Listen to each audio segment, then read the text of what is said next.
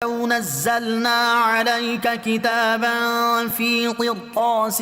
فلمسوه بأيديهم لقال الذين كفروا إن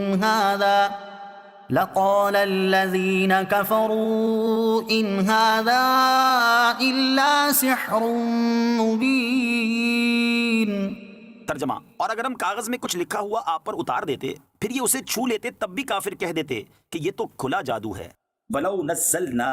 اور اگر ہم اتار دیتے۔ یہ آیت نضر بن حارث، عبداللہ بن امیہ اور نوفل بن خویلد کے بارے میں نازل ہوئی، جنہوں نے کہا تھا کہ اے محمد صلی اللہ تعالیٰ علیہ وآلہ وسلم، ہم تم پر ہرگز ایمان نہ لائیں گے جب تک تم ہمارے پاس اللہ عز و جل کی طرف سے کتاب نہ لاؤ جس کے ساتھ 4 فرشتے ہوں، وہ گواہی دیں کہ یہ اللہ تعالیٰ کی کتاب ہے اور تم اس کے رسول ہو۔ اس پر یہ آیت کریمہ نازل ہوئی اور بتایا گیا کہ یہ سب ہیلے بہانے ہیں، کیونکہ اگر کاغذ پر لکھی ہوئی کتاب بھی اتار دی جاتی اور وہ اسے اپنے ہاتھوں سے چھو کر اور ٹٹول کر دیکھ لیتے تو بھی یہی کہتے کہ ان کی نظر بندی کر دی گئی تھی اور کتاب اترتی نظر تو آئی تھی لیکن حقیقت میں کچھ بھی نہیں تھا۔ جیسے انہوں نے معجزہ شق القمر یعنی چاند کے 2 ٹکڑے ہونے کے معجزے کو جادو بتایا اور اس معجزے کو دیکھ کر بھی ایمان نہ لائے، اسی طرح اس پر بھی ایمان نہ لاتے کیونکہ جو لوگ عناداً انکار کرتے ہیں وہ آیات و معجزات سے نفع نہیں اٹھا سکتے۔ وقالوا لولا أنزل عليه ملك ولو أنزلنا ملكا لقضي الأمر ثم لا ينظرون۔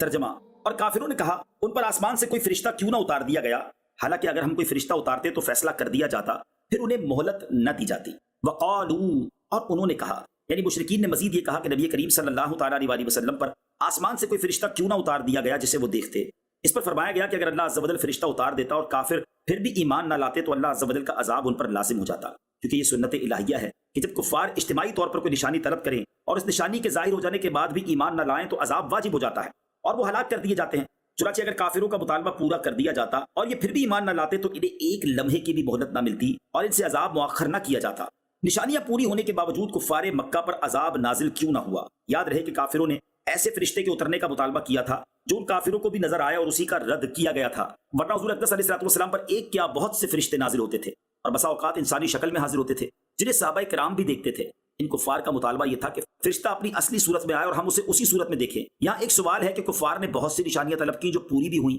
جیسے چاند کے 2 ٹکڑے ہونا وغیرہ، اور اس کے بعد وہ ایمان بھی نہیں لائے، تو ایسی صورت میں آیت میں بیان کردہ حکم کے مطابق تو سب کو ہلاک کر دیا جانا چاہیے تھا، لیکن ایسا نہیں ہوا۔ تو آیت کا مطلب کیا ہے، یا پھر ان معجزات کے دکھائے جانے کا مطلب کیا ہوا؟ اس سوال کا جواب یہ ہے کہ نبوت پر دلالت کرنے والی نشانی 2 طرح کی ہے۔ نمبر 1 عام نشانی، نمبر 2 خاص نشانی۔ عام نشانی وہ ہے کہ جس کا تمام لوگ مطالبہ کریں، یا سب مطالبہ تو نہ کریں لیکن اس کا مشاہدہ سب کر لیں۔ خاص نشانی وہ ہے کہ جس کا مطالبہ مخصوص لوگ کریں اور تمام افراد اس کا مشاہدہ نہ کر سکیں۔ گزشتہ امتوں میں نشانی دیکھ لینے کے بعد ایمان نہ لانے کی صورت میں عذاب نازل کرنے میں اللہ تعالیٰ کا طریقہ یہ رہا کہ عام نشانی یعنی جس میں سب عام و خاص شریک ہو جائیں اسے پورا کرنے کے بعد ایمان نہ لانے کی صورت میں عذاب نازل فرماتا، جبکہ خاص نشانی کے پورا ہونے کے بعد ایمان نہ لانے کی صورت میں عذاب نازل نہیں فرماتا۔ نبی اکرم علیہ السلام سے چاند کے 2 ٹکڑے ہونے کا مطالبہ مخصوص لوگوں نے کیا جو پورا ہوا، لیکن یہ عام نشانی نہ تھی بلکہ خاص تھی۔ جبکہ چاند 2 ٹکڑے ہوا اس وقت اکثر لوگ سو رہے تھے اور کئی مقامات پر اختلاف مطالع یا بادل حائل ہونے کی وجہ سے چاند 2 ٹکڑے ہوتا نظر نہ آیا،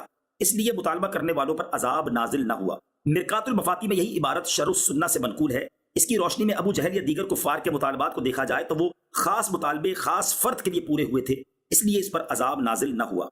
وَلَوْ جَعَلْنَاهُ مَلَكًا لَجَعَلْنَاهُ رَجُلًا وَلَلَبَسْنَا عَلَيْهِمْ مَا يَلْبِسُونَ۔ ترجمہ: اور اگر ہم نبی کو فرشتہ بنا دیتے تو بھی اسے مرد ہی بناتے اور ان پر وہی شبہ ڈال دیتے جس میں اب پڑے ہیں۔ وَلَوْ جَعَلْنَاهُ مَلَكًا،